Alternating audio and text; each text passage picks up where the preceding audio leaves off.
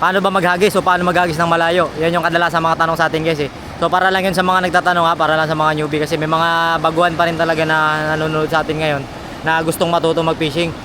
Yan, kung expert ka na dyan, okay lang rin naman kayo, pero para lang sa kanila kasi isisingit ko lang. So ang para sa akin guys, ang paghawak ng fishing rod ay ganito, dalawang daliri sa kabila ng reel, sa kabila naman dalawa.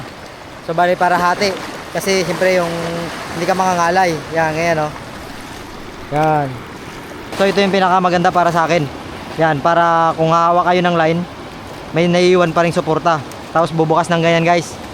Yan, pag hagis nyo na, pag upin mo ng ganyan, pag ihagis mo guys, pak, isasabay mo na yung pag-release nitong line.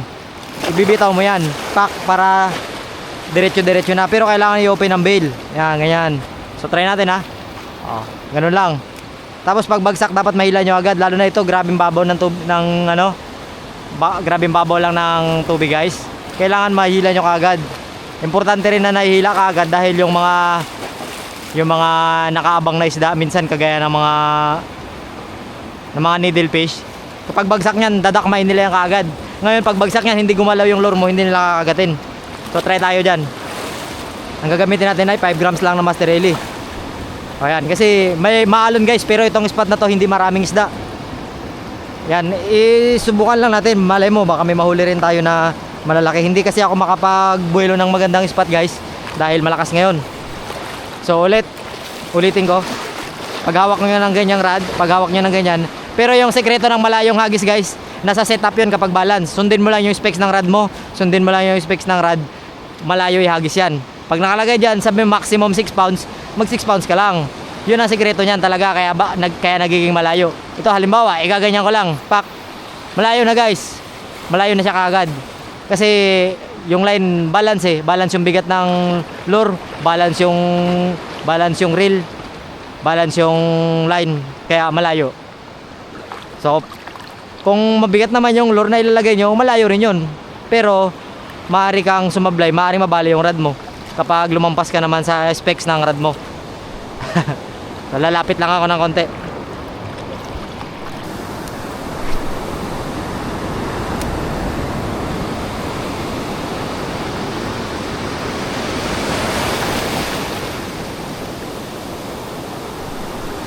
Yun, fish on guys. Uy, good fish, good fish, good fish. Emperor yata. O emperor fish nga guys.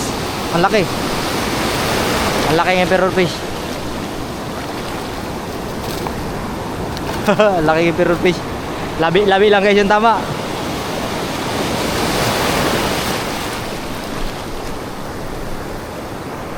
Laki nito ah.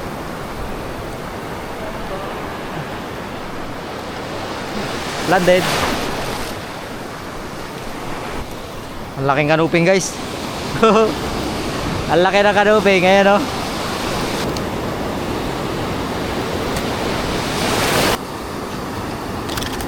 Hagis tayo ulit guys. Fire.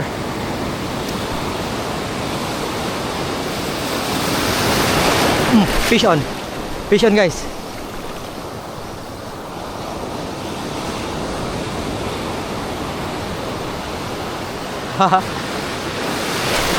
Sinadya kong lakasan yung drag ng ano ko guys, ng reel ko para mabilis tayo makakuha ng isda kasi baka may magkagat din na malalaki.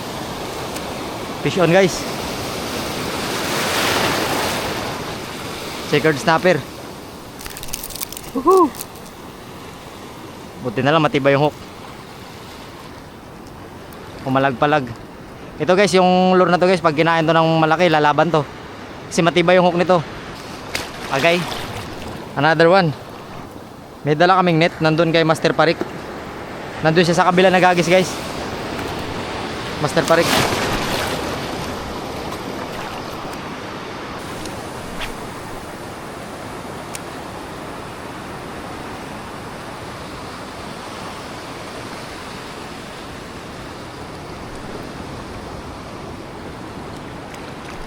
Yun, fish on. Fish on guys. Oh my goodness, sumabit pa.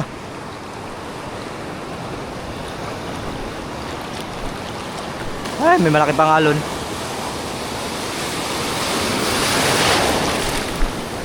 What is that? Emperor fish. Ay hindi, goat fish.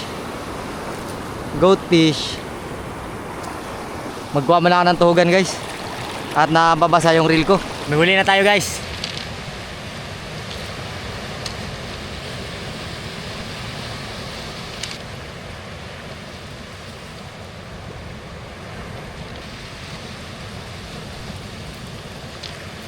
Guys oh, tatlo na yung nahuli natin. Diyan lang sa harap lang kaagad. So hopefully makadagdag tayo doon ng marami sa unahan. Aray. Nagkuha na ako ng tali kasi kala ko kanina hindi tayo makakahuli dito ng magaganda. Okay naman, may huli tayo. Kasi bugbog na tong spot na to guys. Kaya nga 5 grams yung ginamit ko eh. Kasi alam ko namang medyo less na yung isda dito. Nakakahuli rin niya ng malaki yung 5 grams guys ha. Pero mas madali kasi makahuli ng malaki yung 8 grams kasi mas visible yun sa kanila. Yung malalaking isda kasi mas gusto rin nila yung malalaking pagkain.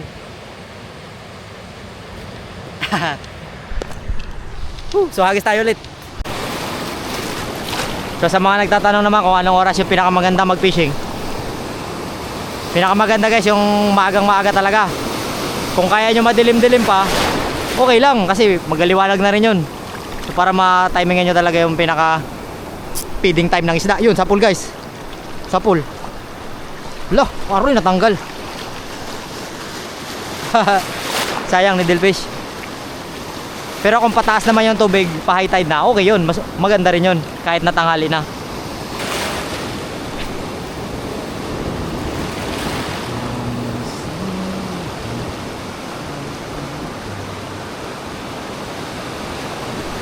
Fish on. Dart fish pa yata. Dart fish nga. Hampasin mo ng alon. Yan. Sumama ka dito. Sumama ka na dito. Sumama ka na dito. Ang hirap ilahin guys.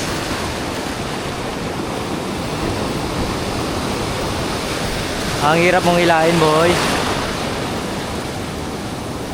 Ay malaki rin. Malaki rin pala guys. Kung paano. May pagkabalagbag pala siya eh. May pagkabalagbag pala yung tama niya. Kaya pala ano siya, mahirap pilain.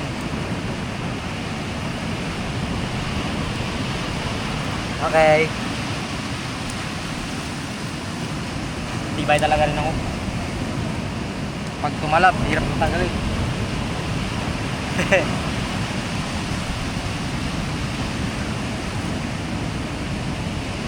Pag ganito taglakas guys, importante talaga ang ulam ngayon. Kaya shoutout sa lahat ng mga angler dyan. Hagis lang ng hagis para may pang ulam.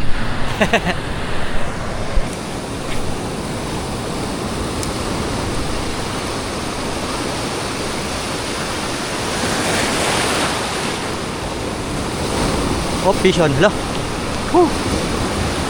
Uy. Andito pa. Andito pa pala.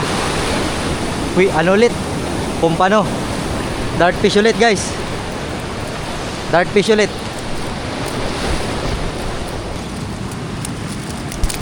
Tanggal na. Pag. Bloody. Bloody. Oh. Tagas ang dugo. Agis pa tayo guys. Baka meron pa. Baka meron pa. Malay mo baka kawan-kawan din sila dyan.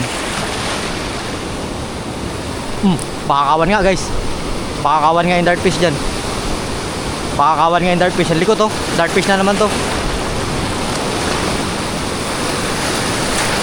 Dart fish na naman to. Oh, laki. Laki. Nagkawan yung dart fish.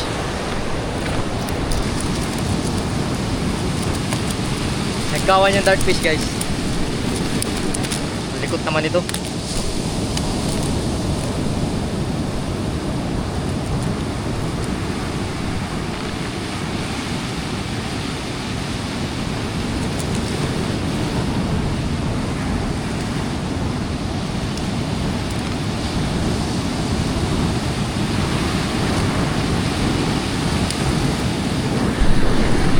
Agis tayo ulit.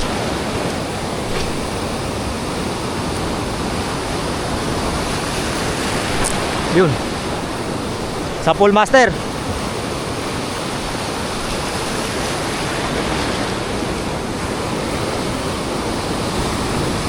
Issue na naman guys.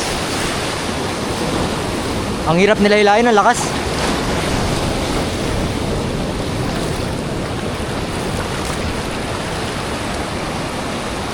Ang hirap nila ilayin, ang lalakas.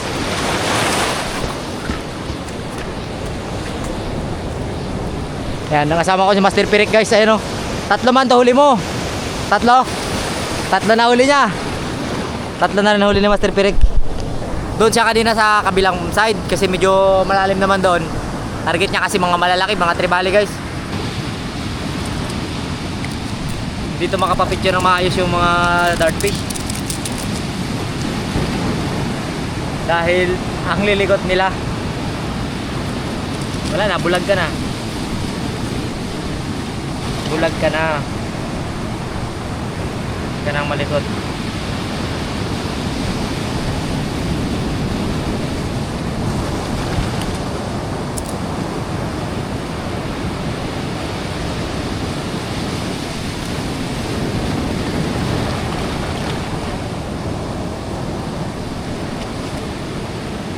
Buti na nakachamba tayo ng mga dartfish guys.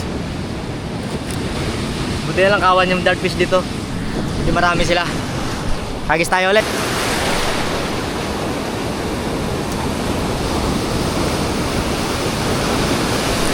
Yun, sa pool. Sa pool guys. Dartfish na naman to. Tinasan ko yung drag ko para hindi siya makatakbo kahit dartfish lang yan. Baka bumalagbag yan sa bato, sa putol yan. Ay hindi, lapis. Queen. Si Master Pirik kinuha niya yung pang-poppy niya doon kasi baka may mga GT guys. Madalas kasi yung mga ganyan mga top water fish na yan kasama yan ng mga GT. Ito ang magaling, mga sabit sa kamay. Pag itong sumabit sa kamay ko, grabe sakit ito guys. Sa mga nakahuli ng mga lapis, ingat-ingat lang. Lalo na sa mga baguhan pa lang. Kung hindi nyo lang alam, yung lapis ay may kamanda green. Para din yan siyang danggit. Kaya mag-iingat, magtanggal ng hook sa lapis.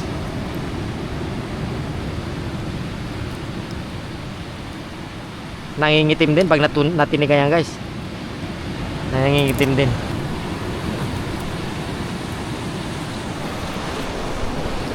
Yan o. Dami na rin.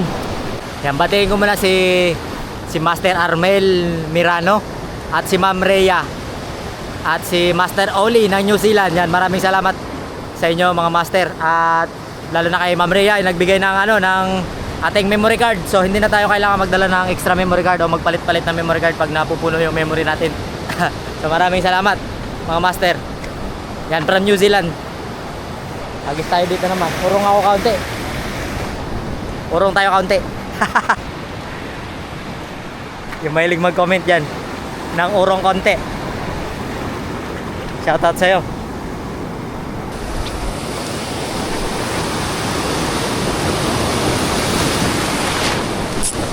Oh. Oh.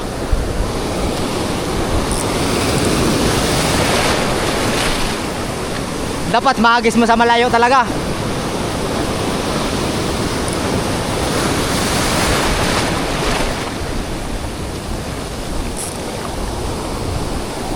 Lakas kasi ng agos guys.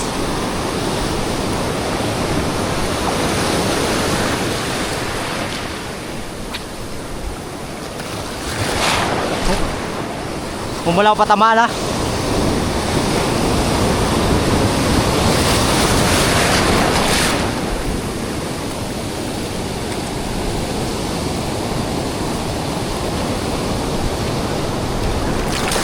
Lah, tanggal pa.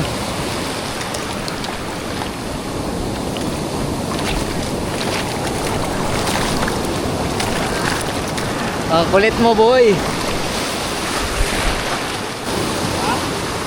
Dito na lang si Master Pirik, nagdating na. Dito na yung dalagi namin. Net na talaga. Master, iwasan mo lang yung ulo ko matama na. Iwasan mo lang yung ulo ko matama na. Wala, hindi, malayo talaga dapat. Ha? Talaga dapat malayo.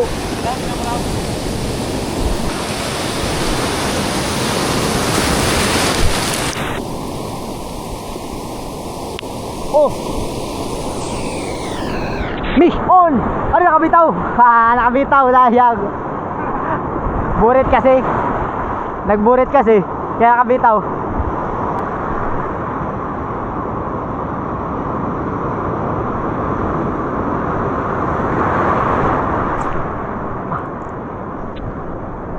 Kapula naman.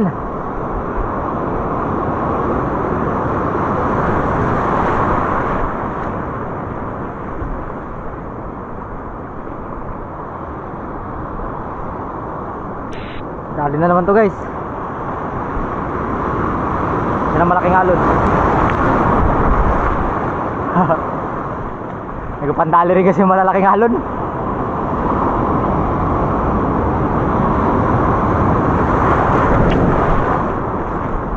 Pandali rin yung alon.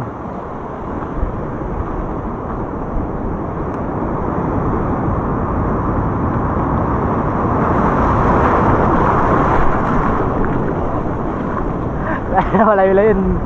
Malayo-layo ang talsik ko ah.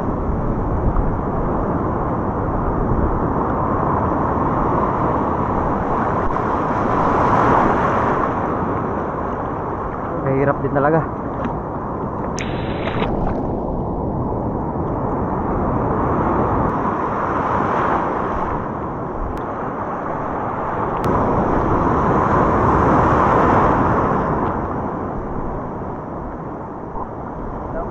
Hilahin mo lang pag nakaangat yung alon. Timingan mo lang.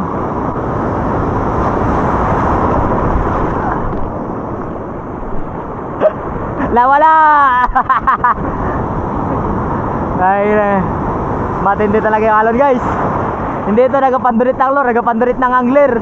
Nakapit nyo yan? Oh, nakuhaan ka. Kasama ka na ngayon sa content. Mayroon, malalim.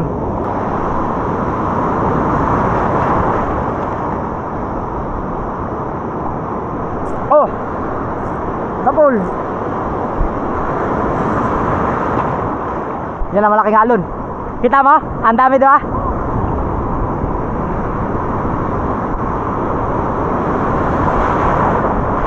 Pag nagsama siya sa alon kaya waswasin mo na. Chance mo na yan.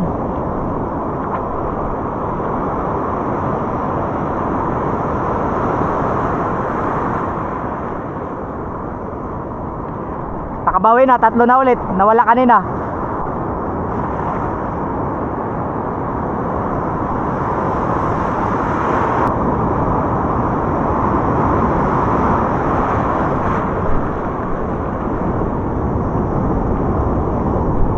Ito may malalalim kasi. Wala.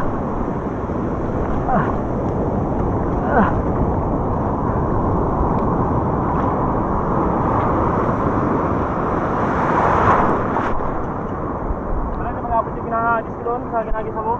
Hindi makaabot? Ano tapos ba to? Langoyin mo ba? Ready? Langoyin mo kaya doon sa taas na yun. Kaso baka madonate ka doon.